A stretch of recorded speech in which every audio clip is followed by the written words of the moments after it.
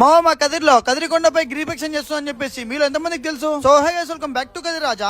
చాలా మందికి గిరిపక్షం అంటే అరుణాచలం మాత్రమే గుర్తొస్తుంది. శ్రీవారి జన్మ నక్షత్రం స్వాతి నక్షత్రం రోజున శ్రీమద్ కదిరి లక్ష్మీ నరసింహస్వామి ఆలయం నుంచి పొద్దున్నే 6 గంటలకైతే గిరిపక్షం అయితే స్టార్ట్ చేస్తారు. అక్కడి నుంచి కుమరవన్లపల్లి గ్రామంలో వెలిసిన కొండల లక్ష్మీ నరసింహ స్తోత్రానికి అర్చకులు ప్రత్యేక హారతులు ఇచ్చి గోవింద నామస్మరణతో అలాగే హరినామ కీర్తనతో భజనలతో భక్తాదులందరూ కూడా పాల్గొంటున్నారు. ఈ గిరిపక్షం మన కదిలో స్టార్ట్ చేసి ఇప్పటికి 1 year అయితే అవుతోంది. ఇక్కడికి వచ్చిన భక్తాదులందరికీ మహాప్రసాదంతో పాటు అల్పాహారం కూడా అందిస్తున్నారు. ప్రతి నెల స్వాతి నక్షత్రం రోజున ఈ గిరిపక్షణ జరుగుతూనే ఉంటుంది కాబట్టి ఇక్కడ వచ్చిన భక్తాదులందరూ ప్రజెంట్ ఈ కొండలో అయితే గిరిపక్షణ చేస్తున్నారు. ఈ కొండలో రాళ్లు ములులు చిన్న పెద్ద ముస్లిం ముత్క ఎవరు ఏమాత్రం లెక్క చేయకుండా ప్రతి ఒక్కరు ప్రతి నెల ఈ గిరిపక్షణ అయితే పాల్గొంటూనే ఉన్నారు. మీరు కూడా ప్రతి నెల వచ్చే స్వాతి నక్షత్రం రోజున తప్పకుండా ఈ గిరిపక్షణ అయితే పాల్గొనండి. అలాగే ఈ సంవత్సరం జరిగే గిరిపక్షణ డేట్స్ మొత్తం అని కూడా స్క్రీన్ అయితే ఇస్తాను చూసేయండి. ఈ కదిరికొండ చుట్టూ గిరిపక్షణ చేస్తూనే ఉంటారు కాబట్టి ఒక రోడ్డు శాంక్షన్ చేస్తే బాగుంటుందని చెప్పి నా అభిప్రాయం.